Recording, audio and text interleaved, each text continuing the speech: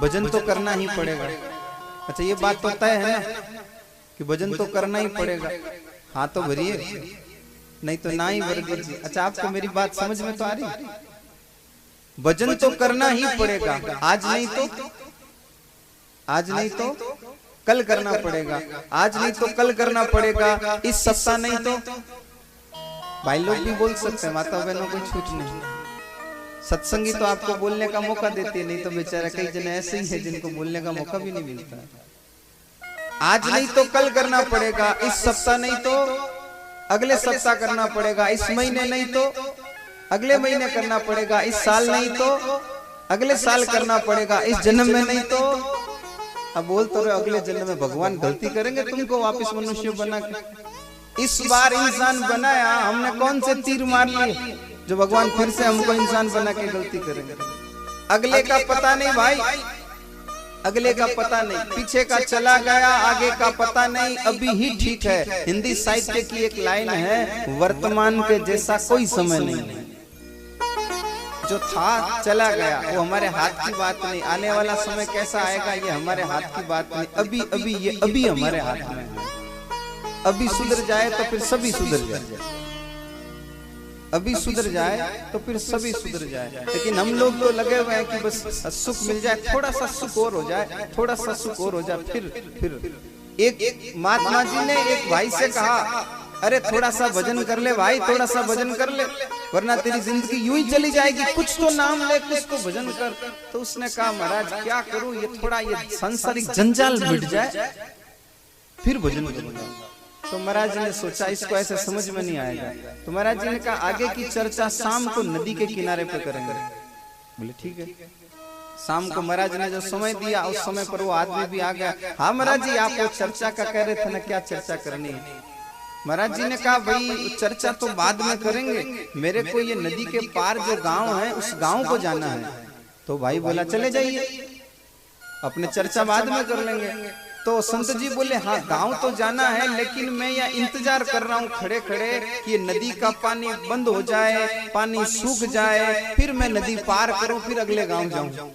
उस भाई ने कहा, महाराज ये तो असंभव है। बोले क्यों? कि आप पानी के रुकने का, नदी के सूखने का इंतजार कर रहे हो, न तो ये पानी रुकेगा और न नदी सूखेगी। ये पानी रुकने वाला नहीं, नदी सूखने वाली नहीं, आपको तो किसी और ही माध्यम से पार जाना पड़ेगा। तब संत जी बोले, तू सुबह कह रहा था ना सारे जंजाल मिट जाए फिर भजन करूंगा। दुनिया में एक भी जंजाल मिटने वाला नहीं है, सबको जंजाल में भजन करना पड़ेगा। और खुद मिट गए लेकिन जंजाल कभी नहीं मिटे। अच्छा किसी के थोड़े बहुत जंजाल बाकी भी रहे तो वापिस आ गए। अच्छा शरीर धारण करके नहीं आए तो अपने बेटे पोतों में वो कुछ पितर वितर बन के आ गए, उनकी कुछ जंजाल बाकी बचे। जंजाल मिटेंगे ही नहीं। अरे जंजाल मिटने ही थे तो हम धरती पर आए क्यों? ये जंजाल है, हमको मिटाने के लिए भगवान ने भेजा है। तो मिटने का इंतजार मत करो। अगर राम नाम की कृपा होगी तो राम नाम के प्रभाव से आपके जंजाल मिटेंगे। आपकी किस्मत से, आपकी करनी से जंजाल मिटने वाले नहीं है। आपको खुद को ही मेहनत करनी पड़ेगी। और वो मेहनत क्या है? श्रद्धा के साथ गुरु चरणों में बैठकर राम नाम का प्रसाद लीजिए और खूब खूब राम भजन कीजिए, आपके सारे जंजाल मिट जाएंगे, अन्यथा मिटने वाले नहीं हैं।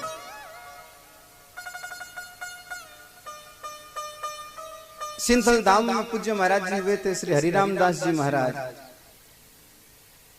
हिम्मत मत छाड़ो नरा, हे हिम्मत मत छाड़ो नरा, मुखते कहता राम। हिम्मत मत छाड़ो नरा, मुखते कहता राम। हरिया हिम्मत से किया ध्रुव सा अटल धाम। एक छोटे से बालक ध्रुव ने उस अटल पद को प्राप्त कर लिया केवल राम भजन के प्रभाव से।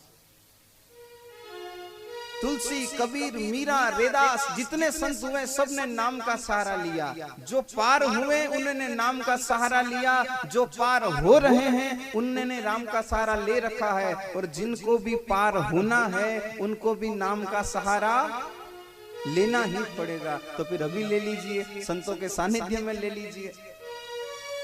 एक मारवाड़ी कहावत है, जीवणो वैनी तो पुरस्कार उबारे, जिते जिते जीम लेवणो, नहीं तो बच्चे कईटा मिले नहीं मिले। समझ आ रही? जिमणो वजन पुरस्कार हमें जिम लेना चाहिए, पुरस्कारी कर दे तो नाम का सहारा लेना ही है। तो ऐसे ऐसे संत पुरस्कारी करने के लिए तैयार बैठे। अभी जिम लो, जितना नाम भजन करना अभी ही जिम लो, बाद में पता नहीं। आज एक बात कहूं, आखिरी बार कहूं, क्या पता तुम न रहो, क्या पता हम न रहे, ये धाम यही रहेगा, राम नाम यही रहेगा। हम रहेंगे कि नहीं रहेंगे पता नहीं। अभी हम भी हैं, पुरस्कारी करने वाले भी हैं। हमको तो केवल और केवल राम नाम का पान करना है। पर सच बोलिए, सच मानिए, सच सुनिए, सच समझिए कि ऐसा मौका बार बार नहीं मिलेगा। एक चीज और है, आपके घर में जब भोजन होता है ना, आपके घर में जब कभी घर का भोजन हो, चाहे बंदोला हो, चाहे किसी दूल्हे की स्वागत हो, विदाई हो, जो भी आपके घर में भोजन होता है, ऐसे बढ़िया टेंट लगा के, ऐसे कूलर लगा के, ऐसे साउंड लगा के, और हाथ जोड़ जोड़ के आपको घर में भी कोई पुरस्कारी नहीं करेगा जो राम नाम की पुरस्कारी यहाँ पर संत अपने धाम में बुलाकर कर रहे हैं। इतनी प्रेम से तो आपको घर में कोई भोजन नहीं करवा रहा होगा जितने प्रेम से संत आपसे भजन करवा रहे हैं। तो खूब खूब हमको पकड़ लेना चाहिए।